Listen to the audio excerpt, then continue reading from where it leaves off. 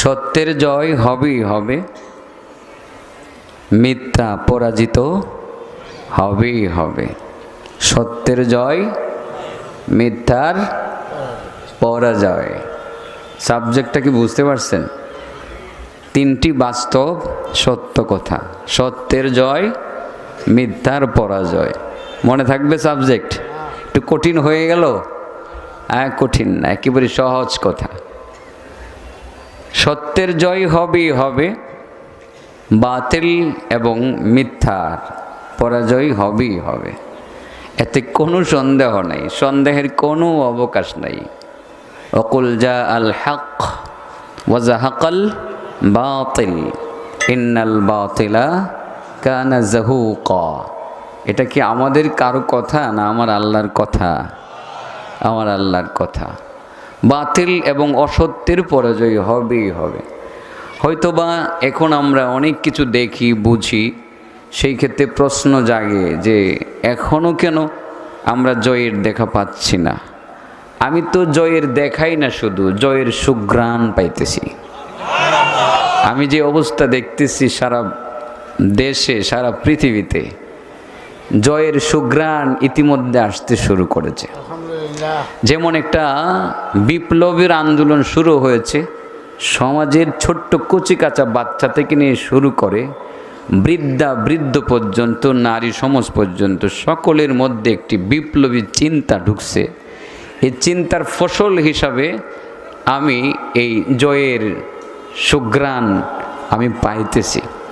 আর সেটাও অনেকেই হয়তো বা ভাবতেছেন যে এই দেশের মুরব্বিয়ান চলে গেছেন, অনেকেই অল্প সময়ের ভিতরে বিদায় নিয়েছেন।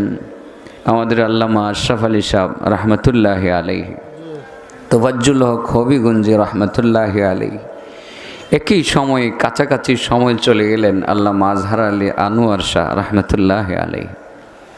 আমি তো একটু বেশি ব্যথিত হওয়ার কথা, কারণ মনের গভীর থেকে একটা ভালোবাসা ছিল আমার সাথে তার। মাঝে মধ্যে কথা হলে প্রথম প্রশ্নটা করতো, আতিকুল্লাহ তোমার শরীরটা কেমন?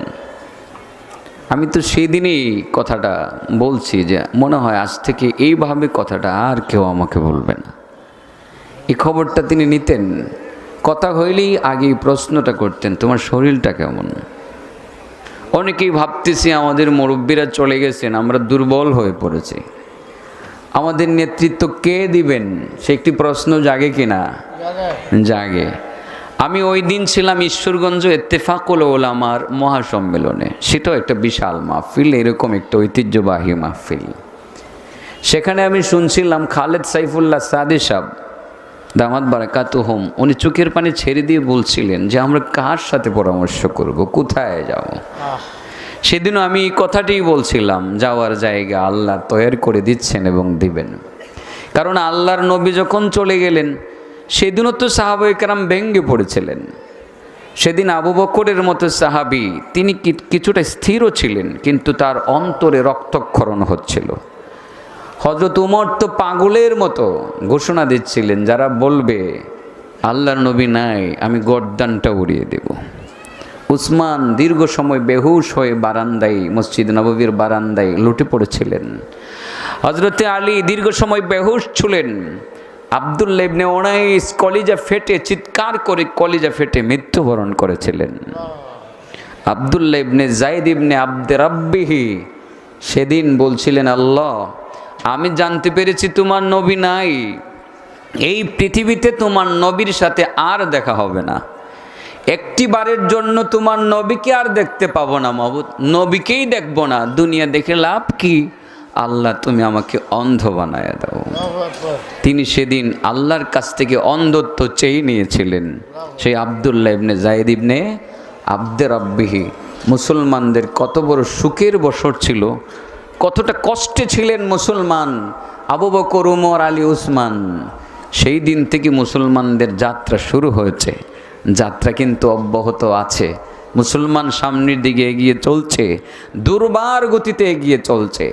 একটা সময় মুসলমান একদম বিজয়ের চূড়ান্ত সীমায় মুসলমান পৌঁছবে। আল্লাহ নবী নাই, কিন্তু রেখে যাওয়া আদর্শ সত্যি মুসলমানদের মধ্যে এখনো কাজ করে, ঠিক না বেঠিক? সেখানে শাহ বুজুর নাই। তার আদর্শে আমরা উজ্জীবিত হব, তার চরিত্রে আমরা উজ্জীবিত হব। আমরা তো সেই উজ্জীবিত হওয়ার জন্যেই তো তারা চলে গেছেন। তখন তো শাহকে কেন্দ্র করে আমরা অনেক কিছু করতাম। আজকে অনেক চেষ্টা করব প্রত্যেকেই অন্তত পক্ষে শাহ হইতে। একজন শাহ চলে গেছেন, কিশোরগঞ্জে অন্তত পক্ষে 10,000 শাহের জন্ম হবে। মুসলমানদের অগ্রযাত্রা আরো সামনের দিকে অগ্রসর হবে ইনশাআল্লাহ। ঠিক না বে ঠিক? আমরা ইনশাআল্লাহ ব্যঙ্গে পড়ব না। আমরা তো জানি, ঘোষণা তো ইতিমধ্যে আমরা দিয়ে চলছি, লক্ষণে আলামতে যতটা বুঝতে পারতেছি। আমাদের নেতা তো একজন চলে আসতেছেন, যার কথা আমি ইদানিং বলতে শুরু করেছি। সেই নেতা যখন আসবেন, রাতারাতি বিশ্ব নেতা হয়ে যাবেন। সমস্ত জালেমের পতন হবে, বাতিলের পতন হবে, এমনকি ডোনাল্ড ট্রাম্পের ক্ষমতা পর্যন্ত বঙ্গোসাগরে নিক্ষিপ্ত হবে। পাশাপাশি আমার দেশের নরেন্দ্র মোদীর ক্ষমতাও আমাদের প্রতিবেশী দেশের বঙ্গোপসাগরে নিক্ষিপ্ত হবে। সমস্ত অপশক্তির রাজত্ব। বিজয় হবে ইমাম মেহেদীর, বিজয় হবে মুসলমানদের, বিজয় হবে দেশের আপামর জনতার ইনশাআল্লাহ।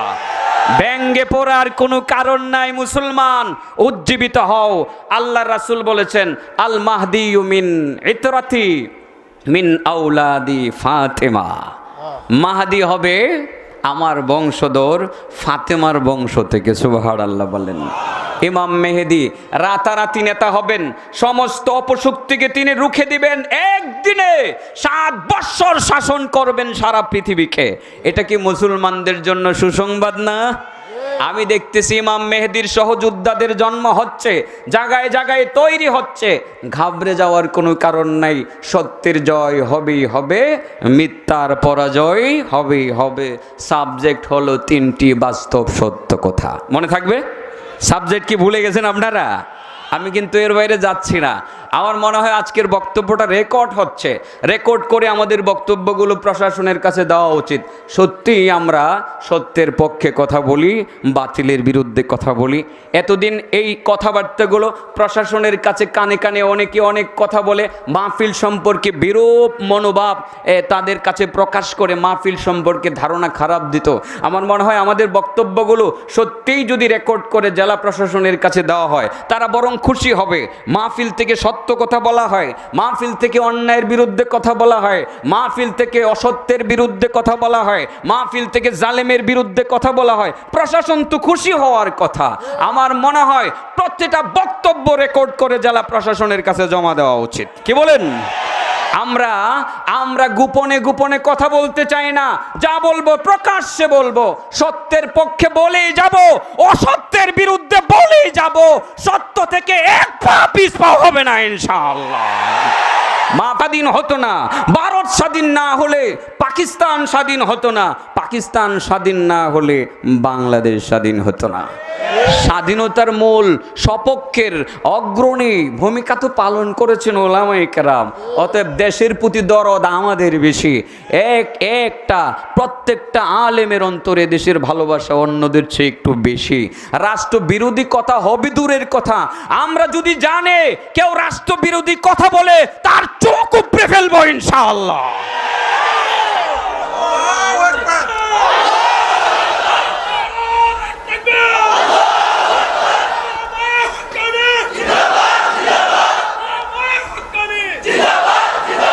আমরা রাষ্ট্রের পক্ষের লোক, ঠিক না বেঠিক?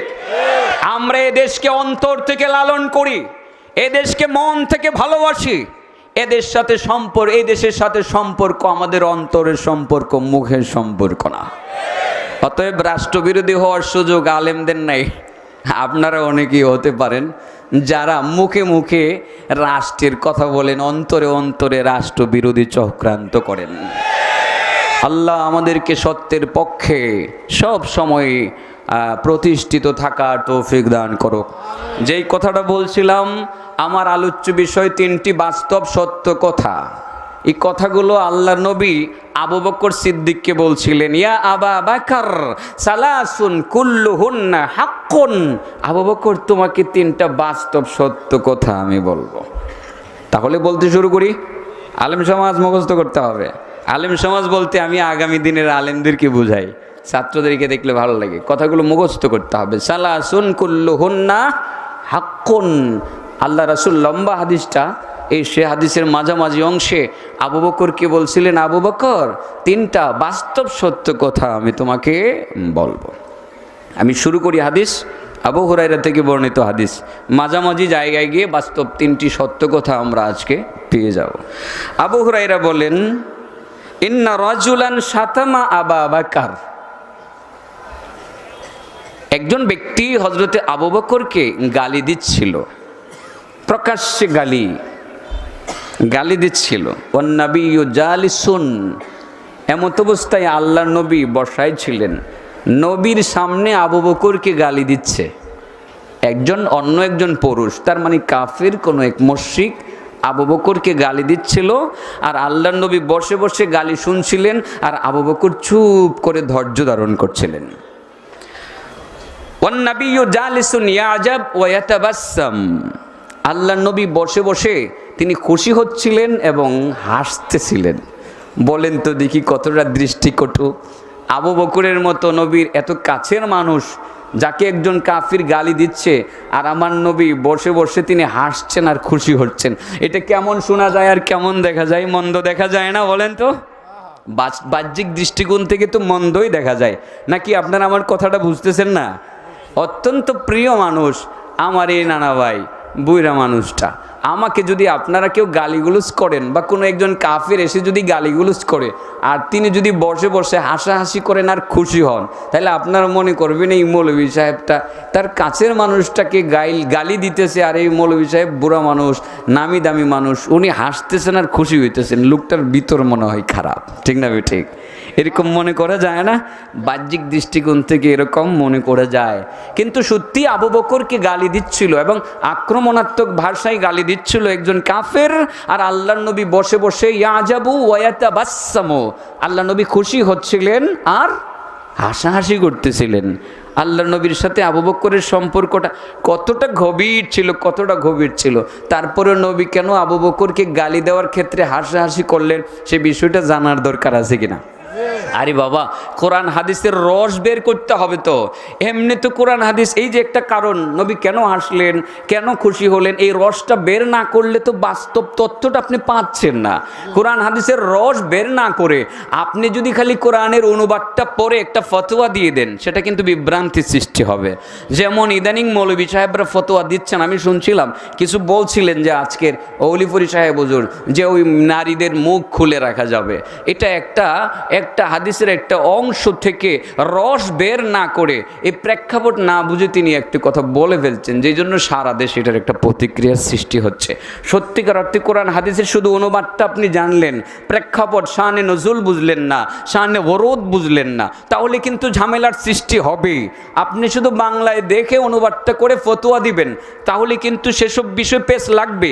অতএব রস বের করতে হবে, নির্যাস রস, কোরআনের রস, হাদিসের মিষ্টি রস। যত কোরআনের রস বের করবেন ততই মধুর মতো মিষ্টি লাগবে। একটু রস বের করি, চিপে একটু বের করি রস। মনে রাখতে হবে, আবু বকরকে আল্লাহর নবী সামনে গালি দেওয়া হচ্ছিল, আর আল্লাহর নবী কি হচ্ছিলেন? খুশি হয়েছিলেন এবং হাসতেছিলেন। কেন? এই রসটা একটু পরে বের করি। এই যে মুখ খুলে রাখা যাবে কথাটা তো আপনারা শুনলেন, ঠিক আছে না? আমি একটু রস বের করে ছোট্ট শব্দ বলে একটু রস বের করি। রসটা হলো, আল্লাহ বলছেন নারীদের বিষয়ে যে তারা যেন মাথার মধ্যে জিলবাব রাখে, ঠিক আছে না? জালবাব যেটাকে আমরা বলি, ওড়না রাখবে।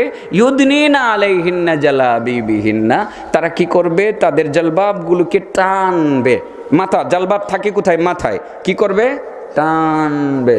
টানলে, আমার মুখ দেখতেছেন কিনা আপনারা? টানবে। টান দিলে কি? টান দিলে গাছে উঠছে, আমার এক ভাই টান দিছেন, সে কি উপরে উঠবে না নিচে নামবে? হ্যাঁ, উপরে উঠবে না নিচে নামবে? নিচে নামবে। এই জালবাব কিভাবে টান দিবে? এইভাবে টান দিলে পরে মুখের উপরে পড়বে না মাথার উপরে যাবে? তাহলে ওড়না মুখের উপরে থাকবে না মুখের সাইডে থাকবে? মুখ ডাইকে রাখবেন না উদাম রাখবেন? নাম্বার 2, ওয়ালা ইউবদিনা জিনাতাহুন্না। একটু রস বাইর করতেছি। ওয়ালা ইউবদিনা জিনাতাহুন্না। আপনারা আমার চেহারা দেখতে পাচ্ছেন কিনা? দেখতে পাচ্ছেন? আচ্ছা, আমি যে খুব সুন্দর না কালো, আপনারা কি দেখে বুঝতেছেন? আমার মাথা দেখা? মাথা তো এমনিই কালো, ঠিক না? ঠিক না? হ্যাঁ, মাথা দেখে চিন্তাছেন? হাত দেখা? কি দেখে বলেন তো? চেহারা, ঠিক আছে না? আমি সুন্দর না কালো সেটা কিন্তু আপনার চেহারা দেখে অনুমান করতেছেন, তাই না? হ্যাঁ, যদি আমি সুন্দর হয়ে থাকি তাহলে সেটাও চেহারা দিয়েই, আর যদি অসুন্দর হয়ে থাকি তাহলে সেটা চেহারা দিই। একটু ধরে নেন, যদিও সুন্দর না, আপাতত ধরে নেন যে আমি খুব সুন্দর, দেখলেন চেহারা দেখে, ঠিক আছে না? আল্লাহ নারীদের ব্যাপারে বলছেন ওয়ালা ইউবদিনা জিনাতাহুন্না, তারা যাতে তাদের সৌন্দর্য প্রকাশ না করে, সৌন্দর্য প্রকাশ না করে। তাইলে বোঝা গেল চেহারা প্রকাশ করবে নাকি? হ্যাঁ, চেহারা ডাইক্কা রাখবে।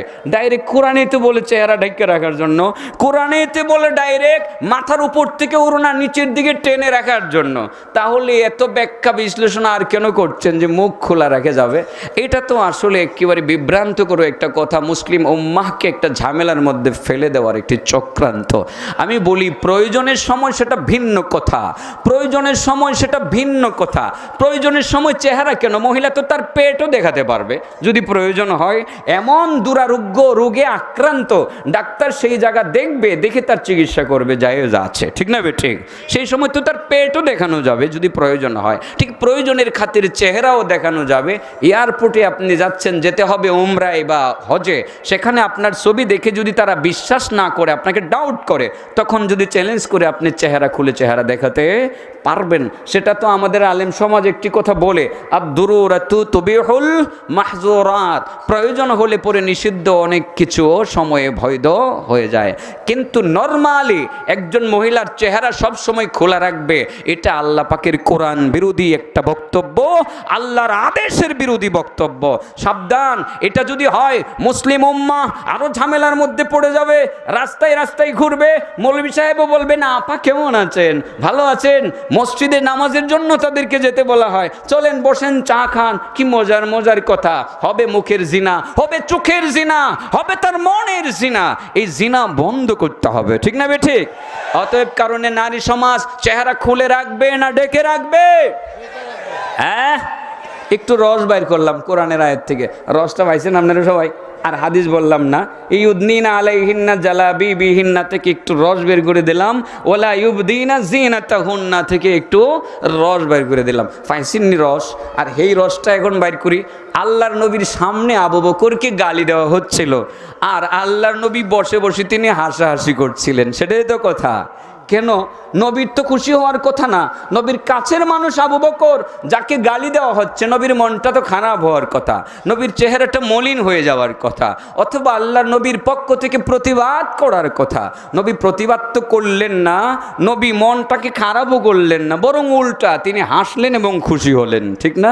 সে আবু বকর তো আমার নবীর দূরের মানুষ ছিলেন না, কতটা কাছের ছিলেন। ছোটোখাটো অভিযোগ পর্যন্ত রাসূল করিম সাল্লাল্লাহু আলাইহি ওয়াসাল্লাম ছোটোখাটো অভিযোগ পর্যন্ত আল্লাহর নবীর দরবারে পেশ করতেন। কতটা আপন ছিলেন আল্লাহর নবী। হিজরতের সময়কার ঘটনা তো জানেন। আল্লাহর নবী আবু বকরকে বলছিলেন, আবু বকর প্রস্তুত থাকতে হবে, সঙ্গে তো তুমিই যাবা, আল্লাহর হুকুম হলে মদিনায় তো যেতেই হবে, আল্লাহর হুকুম হয়তো বা কিছু দিনের মধ্যে হয়ে যাবে, তুমি কিন্তু প্রস্তুত থাকবা। কত কাছের আবু বকর, সেই আবু বকর প্রস্তুত। একটি রাত্র তিনি ঘুমান নাই, যেই রাত্রে আল্লাহর নবী বাড়ির পাশে গিয়ে ডাক দিলেন, আবু বকর তুমি কি প্রস্তুত? লাব্বাইক ওয়া সাদাইক ইয়া রাসূলুল্লাহ, আমি উপস্থিত। আবু বকর তুমি ঘুমাও নাই?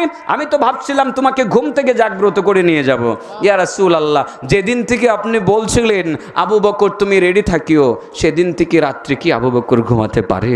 একটি রাত্র আমি ঘুমাই নাই ইয়া রাসূলুল্লাহ, প্রস্তুত, আপনার সাথে এক্ষণে আমি রওনা দিতে রাজি আছি। সেই আবু বকর কত কাছের। ছোট্টখাট্ট অভিযোগ আল্লাহ নবী মাঝে মধ্যে প্রশ্ন করলে সবার আগে তিনি, কোনো উৎসাহমূলক কথা বললে সবার আগেই তিনি প্রস্তুত হয়ে যেতেন। ছোট ছোট একটু কিছু গল্প আপনাদেরকে বলি, হাদিসের গল্প। সাবজেক্ট কি ভুলে গেছেন না মনে আছে? 3টি বাস্তব সত্য কথা। সত্যের জয়, মিথ্যার পরাজয়। মনে থাকবে না কথাটা? এটা হাদিসের মাঝামাঝি অংশ থেকে পাবেন। সে অংশটাও কিন্তু আমি উচ্চারণ করে ফেলেছি। আল্লাহ নবী একটা পর্যায়ে আবু বকরকে বলছিলেন, ইয়া আবা বকর সালাসুন কুল্লুহুন্না হাক্কুন, ও আবু বকর 3টা বাস্তব সত্য কথা আজকে আমি তোমাকে বলে দিব। এই বক্তব্যের কোনো অংশে 3টি বাস্তব সত্য কথা বলে দিয়েছিলেন। এই সত্য কথাগুলো ইনশাল্লাহ আজকে সবাই নিয়ে যাবেন, ইনশাল্লাহ নিয়ে যাবেন। এর দ্বারা মুসলিম উম্মাহের অনেক কল্যাণ হবে। আমাদের আমাদের জয় ত্বরান্বিত হবে। ইমাম মেহেদির বাহিনী, ইমাম মেহেদির যোদ্ধা বাহিনী পয়দা হবে ইনশাআল্লাহ। হচ্ছে তো, চেহারা দেখেই তো বোঝা যায়। যুবকদের উপস্থিতি যতটা, আজ থেকে 15 বছর আগের সেই চিত্র এখনকার চিত্র মিলে না। এখনকার চিত্রে দেখা যায় যুবকদের উপস্থিতি, তারা সর্ব জায়গায় সরব হয়ে থাকে ইসলামিক কর্মকাণ্ডে। মাহফিলও 80% পার্টিসিপেন্ট যারা, তারা কিন্তু সবাই যুবক। সেই জন্য আমি স্বপ্ন দেখি ইমাম মেহেদি এসে যাচ্ছেন, আর ইমাম মেহেদির তার বাহিনী, তার সেনাবাহিনীর সদস্যরা তারা জন্ম নিচ্ছে সারা পৃথিবীতে। এটি টাইম ইনশাআল্লাহ। একবারই রাতারাতি ইমাম মেহেদি সারা পৃথিবীর ক্ষমতা নিজের হাতে নিয়ে ইসলামিক শাসন কায়েম করবেন। সুখবর না দুঃসংবাদ? হ্যাঁ, সুখবর। এই জন্যই তো বলছি, আমাদের মুরব্বীরা গিয়ে গিয়ে আমাদেরকে বার্তা দিয়ে যাচ্ছেন, চলে যাচ্ছি, ইমাম মেহেদি আসতেছে। মুরব্বীরা বলতেছেন আমরা চলে যাচ্ছি, ইমাম মেহেদি আসতেছে, তোমরা দুশ্চিন্তা করিও না, তিনি আসবেন ইনশাআল্লাহ। মেহেদি বলি আসলে আল মাহদি শব্দটা, আল মাহদি মিন ইতরাতি মিন আওলাদি ফাতেমা, এটা সহিহ একটা হাদিস। যাই হোক, যে কথাটা বলছিলাম যে হযরতে আবু বকরের একটি গল্প বলবো, তাই না, যে ছোটোখাটো বিষয় হলেও আল্লাহ নবীর কাছে তিনি উপস্থাপন করতেন। সেটা হলো, একদিন রাবিয়া আসলামী রাদিয়াল্লাহু তাআলা আনহু বলছিলেন যে আবু বকরের সাথে আমার একটা কথা কাটাকাটি হলো। একটা পর্যায়ে আবু বকর আমাকে খুব কঠিন কথাই বলে ফেললেন। কথা বললে কথাই কথা বাড়ে, এরকম আছে না, যে আবু বকর আমাকে কঠিন কথাই বলে ফেললেন। সেই কথাটা আমাকে বড় পীড়া দিল, বড় কষ্ট দিল। আবু বকর নিজেও বুঝতে পারলো যে তিনি আমাকে কঠিন কথা বলে তিনি আমাকে কষ্ট দিয়েছেন। তাৎক্ষণিক আবু বকর কতক্ষণ চিন্তা ভাবনা করে হযরতে আবু বকর বলছিলেন, ভাই রাবিয়া, আমি তোমাকে কষ্ট দিয়েছি, কটু বাক্য বলেছি তোমার এগেইনস্টে। ভাই আমি তোমাকে যেই কষ্টের কথাটা বলেছি, যে আঘাতটা করেছি, ঠিক তদ্রূপ তুমি আমাকে আঘাত করো। চিন্তা করছেন কতটা সরল? এটাই তো ইসলাম, ঠিক না? ঠিক ইসলাম, এটার নামই তো ইসলাম। ভাই আমি তোমাকে আঘাত দিয়েছি, এই কথাগুলো যাতে রেকর্ড হয়, রেকর্ড যাতে হয়, এগুলো যাতে ডিসি সাহেবের কানে যায়, যেতে হবে এই কথাগুলো, মাহফিলের বিরুদ্ধে যাতে আর বিভ্রান্তিকর তথ্য তাদের কাছে না পৌঁছে, কথাগুলো যেতে হবে। কি বলেন, যেতে হবে কিনা? যেতে হবে। গত রাত আমি শুনতে পেয়েছিলাম কুলিয়ারচর এসে যে বিতিয়ার কান্দির মাহফিলটা হচ্ছে না, মনে আসলেই ব্যথা লাগছিল। সেই জন্য বলছি, আমরা কি বলি সেটা প্রশাসনের কাছে যাক, আমাদের কথাগুলো দেশের জন্য কল্যাণ করো কিনা এগুলো প্রশাসনের কাছে গেলে আগামী বছর থেকে তারা নিজেরা এসে নিরাপত্তা দিয়ে মাহফিলের ব্যবস্থা করবেন ইনশাআল্লাহ। তা না হয় কিছু লোক আছে আজগুবি কথা বলবে, ইসলাম বিরোধী শক্তি, অপশক্তি উল্টাপাল্টা কথা বলে তাদের ধ্যান ধারণা চেঞ্জ করবে এবং ইসলামের বিরুদ্ধে নেতিবাচক কথা বলে, মাহফিলের এগেইনস্টে কথা বলে মাহফিলের উল্টা তাদেরকে ব্যবস্থা গ্রহণ করতে বাধ্য করবে। সেজন্য মূলত বলা যে আমাদের প্রতিটা কথা যাতে প্রশাসনের কাছে জাগে, তারা বুঝুক যে সত্যিকার অর্থে মাহফিল দিয়ে এদেশের মানুষের মোরাল চেঞ্জিং হচ্ছে, চারিত্রিক চেঞ্জিং হচ্ছে, মানুষের কাছ থেকে অন্যায় অপরাধ বিদায় নিচ্ছে।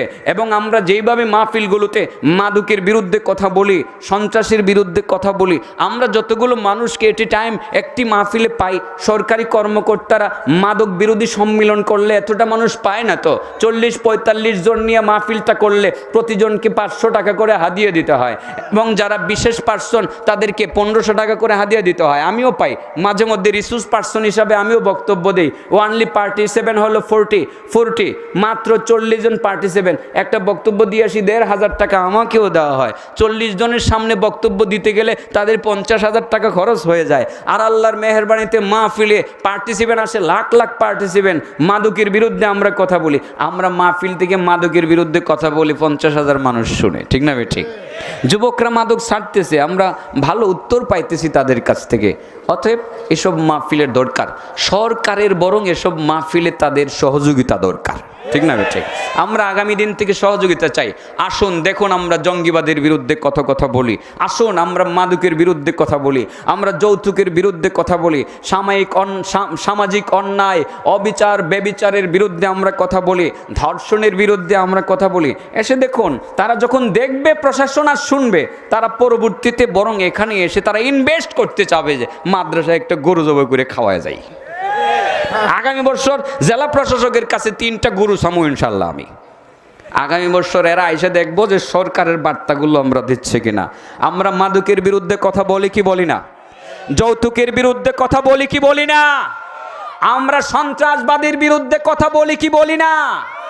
বলি। আমরা অন্যায়ের বিরুদ্ধে কথা বলি। কই গেছিলাম গা?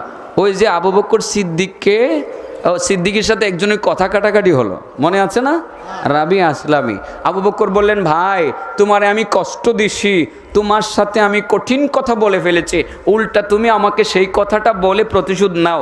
রাবিয়া আসলামী মনে মনে কয়, আবু বকরের মতো এত বড় সম্মানী ব্যক্তিকে আমি বুঝি উল্টা কথা বলতাম? যে আবু বকরের বিষয়ে আল্লাহর নবী বলছেন যে আল্লাহর নবীর পরে পৃথিবীর মধ্যে সবচেয়ে দামি মানুষটা হলেন হজরতে আবু বকর সিদ্দিক, এবং তিনি উম্মতের মধ্যে বেহেশতে যাবেন সবার আগে, ঠিক না? ঠিক।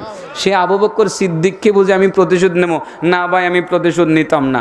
আবু বকর বলেন যে ভাই তুমি যদি প্রতিশোধ না নাও, আমি কিন্তু তোমার বিরুদ্ধে বিশ্বনবীর দরবারে মামলা করব। দুনিয়াটা উল্টে গেছে, মনে হইতেছে না আপাতত?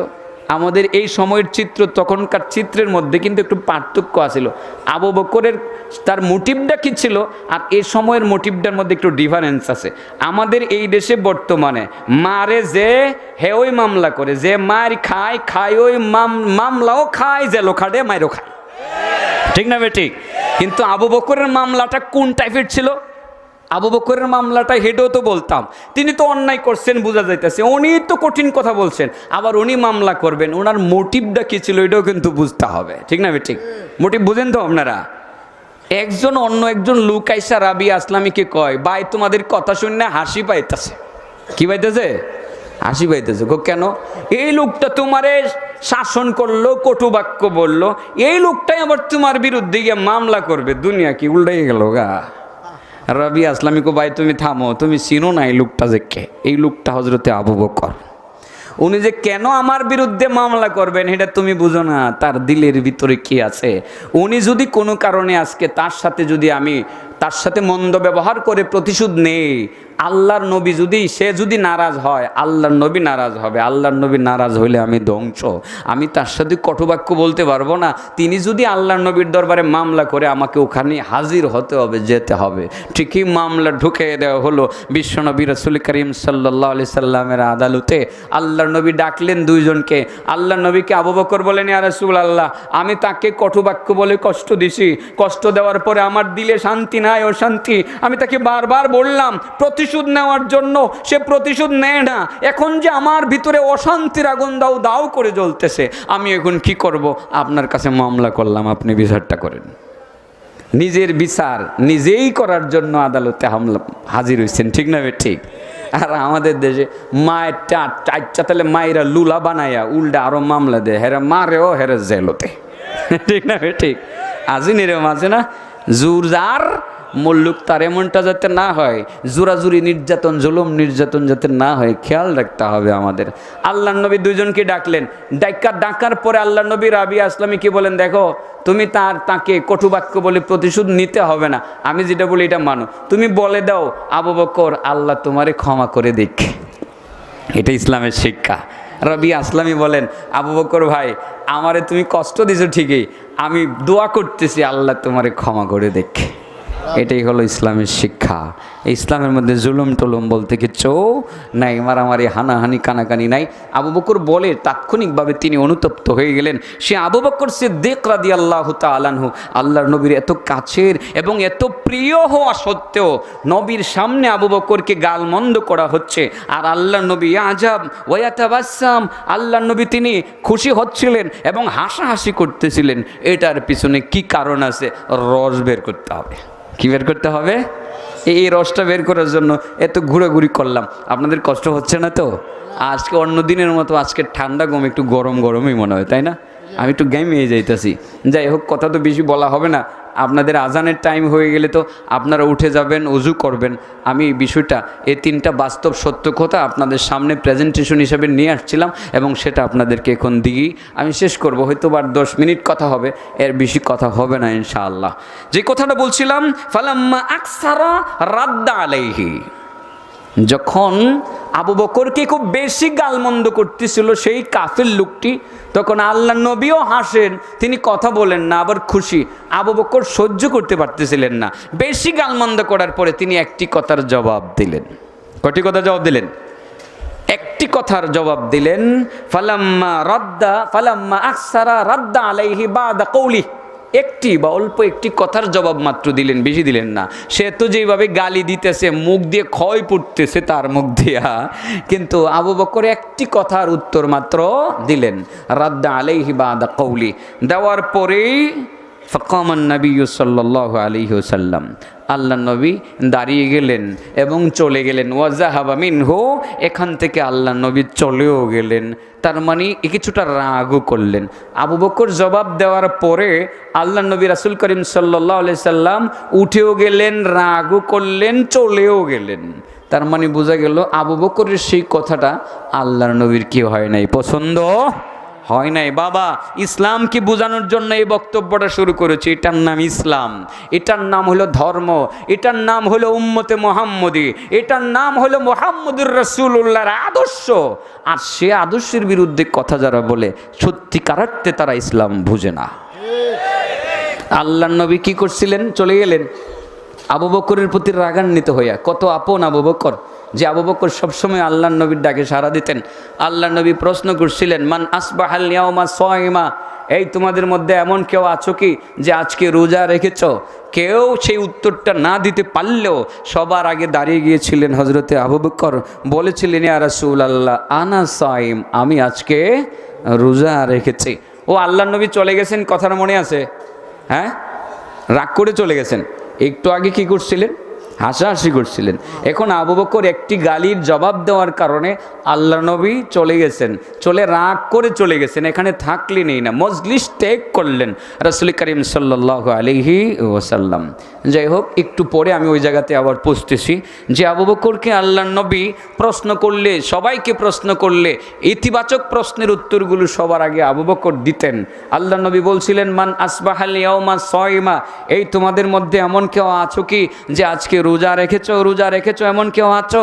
ফাকামা আবু বকর, আবু বকর দাঁড়ায় বললেন, আনা ইয়া রাসূলুল্লাহ, আনা সাইম ইয়া রাসূলুল্লাহ, আজকে আমি রোজা রেখেছি। প্রিয় নবী রাসূল 2 নম্বর প্রশ্ন করেছিলেন, মান আদা আল ইয়াউমা মারিদান, এই তোমাদের মধ্যে এমন কেউ আছো কি যে একজন অসুস্থ মানুষের সেবা যত্ন আজকেই করেছো? আবু বকর বলছিলেন, ইয়া রাসূলুল্লাহ আনা, আমি আজকে একজন অসুস্থ মানুষের সেবা করে এসেছি। দেখছেন নি আল্লাহর নবীর কথাগুলোর সাথে আবু বকরের কথার কতটা মিল ছিল। কেউ তো সেই উত্তরগুলো দিতে পারেন নাই, আবু বকরে দিলেন। আবার সেই আবু বকরের সাথেই নবী রাগ করে চলে গেলেন। কি কারণ ছিল সেখানে? সেই রসটাই তো বের করতে হবে নাকি? বের করতেছি রস। কষ্ট হচ্ছে আপনাদের? হ্যাঁ, আমি কিন্তু দেরিতেই রস বাইর করি, ভালোভাবে সিপ্পা রস বাইর করি, এটা আমার অভ্যাস। আস্তে সিপ্পা ভালো করে ঘষা পরিষ্কার করে সামনে আনি, কথাগুলো রিপিট হয় বারবার। ব্রেনি স্টুডেন্ট যারা হেরা রাগ করে, হেরা কয় বারবার কয় কেন? আমি তো আসলে দুর্বল ছাত্রের দিকে খেয়াল করে কথা বলি। এটা তো একটা ক্লাস। আজকে এই মুহূর্তে আমি কিন্তু আপাতত কিছু সময়ের জন্য আমি টিচার, আমি লেকচারার, আপনারা কিন্তু ছাত্রের জায়গায়, ঠিক না বেঠিক? যদিও আমি ছোট, কিন্তু কতক্ষণের জন্য আমি কিন্তু উস্তাদ। এরপরে হয়তো অন্য সময় আপনারা উস্তাদ হবেন। এই জায়গাতে বসার পরে আমি কিন্তু উস্তাদ। এই জন্য আমি এই ছাত্র মনে করেই কিন্তু কথা বলি। আমার উস্তাদ আল্লামা মুজিবুর রহমান সাহেব রহমতুল্লাহি আলাইহি, তিনি কিন্তু বলতেন যে দেখো, যখন বয়ান করবা 3 নম্বর শ্রেণীর ছাত্রদেরকে খেয়াল করে কথা বলবা, যারা খুব দুর্বল, হেরা বুঝছে কিনা এটা আগে খেয়াল করবা। ব্রেনেরা রাগ করবে, এদের দিকে চাই হয় না, হেরা তো প্রথমেই বুঝতে ফেলবে। আপনারা তো বুঝে ফেলছেন অনেকেই, কিন্তু দুর্বল শ্রেণীর শ্রোতা যারা, তাদেরকে লক্ষ্য করে কথা বলি, সেই জন্য কথাগুলো রিপিট হয় বারবার। যাই হোক, যেই কথাটা বলছিলাম যে আল্লাহর নবী রাগ করে চলে গেলেন। আবু বকর আল্লাহর নবীর প্রতিটা ইতিবাচক কথার উত্তর আবু বকর তিনি সবার আগে দিতে চেষ্টা করতেন। প্রশ্ন করলেন, আজকে কে রোজা রেখেছো? আজকে কে রোজা রেখেছো? আজকে কে রোজা রেখেছো? সবার আগে কে উত্তর দিয়েছিলেন বলেন তো? আবু বকর। মান আদা আল ইয়াউমা মারিদান, কে আজকে অসুস্থ মানুষের সেবা করে এসেছো? সবার আগে কে উত্তর দিলেন বলেন তো? আবু বকর। অসুস্থ মানুষকে সেবা করতে যাওয়ার মধ্যে লাভ আছে কিনা? লাভ আছে, গুনাহ মাফ হয়ে যায়। সুবহানাল্লাহ বলেন। কি মাফ হয়ে যায়? গুনাহ মাফ হয়ে যায়। অসুস্থ মানুষকে আমরা দেখতে যাব, এটার অনেক ফজিলত আছে। 3 নম্বর প্রশ্ন, মান ইত্তাবাল ইয়াউমা জানাজা, আজকে এমন কেউ আছো কি যে একটি জানাজার নামাজে অংশগ্রহণ করে এসেছো? জানাজায় অংশগ্রহণ করা সওয়াবের কাজ না গুনাহের কাজ? সওয়াবের কাজ। যে ব্যক্তি জানাজায় অংশগ্রহণ করবে কোনো মুসলমানের, মানিত্তাবা জানাজাতা মুসলিমিন ফালাহু আজরু কিরাতিন, যে ব্যক্তি কোনো মুসলমানের জানাজায় অংশগ্রহণ করবে 1 কিরাত সওয়াব পাবে। কয় কিরাত?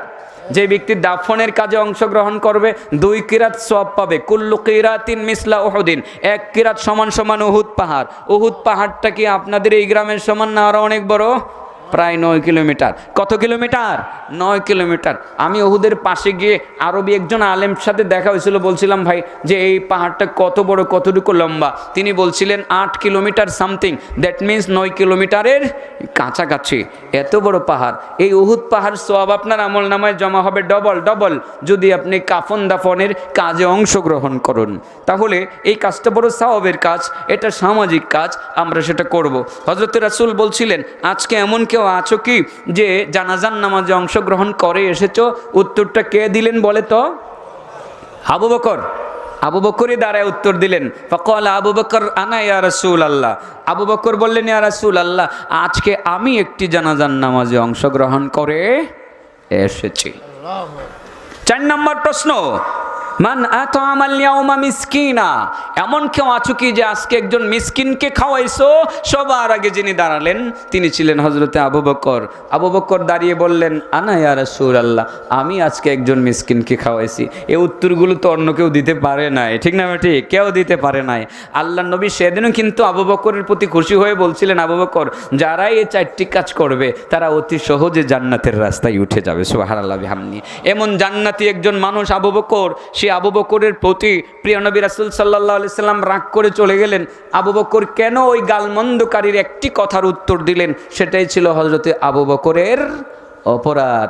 আবু বকর চিন্তা করলেন, নবী রাগ হয়েছে, আল্লাহও রাগ হয়ে যাইব। তাড়াতাড়ি আল্লাহর নবীকে খোঁজাখুঁজি শুরু করলেন। রস বের হচ্ছে, বাস্তব 3টা সত্য কথা, কিন্তু রস এখন বের হয়ে যাচ্ছে।